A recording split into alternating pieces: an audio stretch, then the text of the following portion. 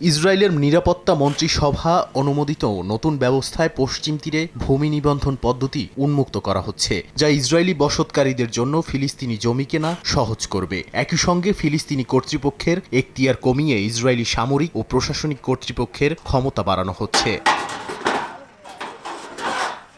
ফিলিস্তিনি president Mahmoud Abbas এই সিদ্ধান্তকে বিপজ্জনক, অবৈধ এবং সংযুক্তিকরণের সমান বলে আখ্যা দিয়েছেন। তিনি মার্কিন প্রেসিডেন্ট ডোনাল্ড ট্রাম্প ও জাতিসংঘ নিরাপত্তা পরিষদের হস্তক্ষেপ চেয়েছেন। অন্যদিকে হামাস পশ্চিম তীরের ফিলিস্তিনিদের দখলদারিত্ব ও বসতকারীদের বিরুদ্ধে প্রতিরোধ জোরদার করার আহ্বান জানিয়েছে। সৌদি আরব, জর্ডান, কাতার, সংযুক্ত আরব আমিরাত, তুরস্ক, ইন্দোনেশিয়া, পাকিস্তান ও মিশর এই সিদ্ধান্তের নিন্দা জানিয়ে বলেছে, এটি পশ্চিম তীরে অবৈধ ইসরায়েলি সার্বভৌমত্ব চাপিয়ে দেওয়ার চেষ্টা। ইউরোপীয় ইউনিয়নও একে ভুল পথে আরেক ধাপ বলে মন্তব্য করেছে।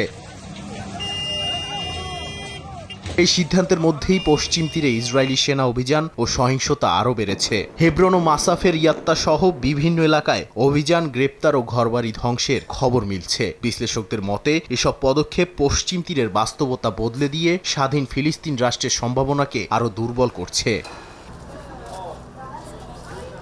এদিকে গাজা উপত্যকায় ইসরায়েলি সামরিক অভিযান অব্যাহত রয়েছে। বিমান হামলা ও স্থল অভিযানে প্রতিদিনই বাড়ছে বেসামরিক হতাহতের সংখ্যা। জাতিসংঘের বিভিন্ন সংস্থা সতর্ক করে জানিয়েছে, খাদ্য, পানি ও চিকিৎসা সরবরাহ চরম সংকটে পড়েছে।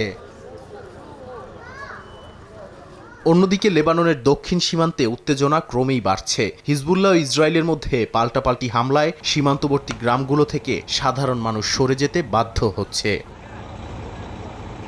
নাদিম মারজান, সময় সংবাদ।